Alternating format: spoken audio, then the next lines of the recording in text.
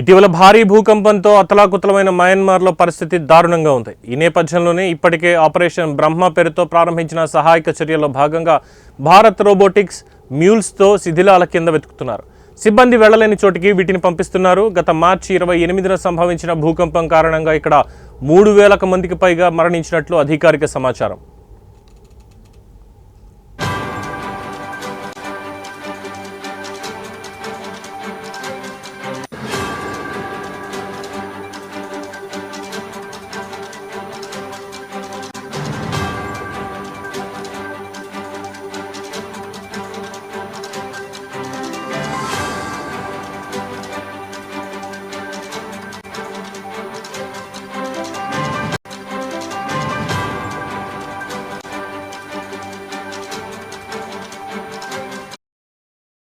కాగా భారత్ ఇప్పటికే 31 టన్నుల సామాగ్రితో కూడిన C-17 గ్లోబ్ మాస్టర్ విమానాన్ని మయన్మార్కు పంపించింది. ఈ నేపథ్యంలోనే మాండలేలో తాత్కాలికంగా ఏర్పాటు చేసిన భారత ఆర్మీ ఆసుపత్రికి అవసరమైన సామాగ్రిని కూడా భారత్ పంపించినట్లు సంబంధిత అధికార వర్గాలు తెలిపాయి. దీంతోపాటు భారత నౌకాదళానికి చెందిన INS ఘరియాల్లో 100 టన్నుల ఆహారాన్ని ఎగుమతి చేసింది.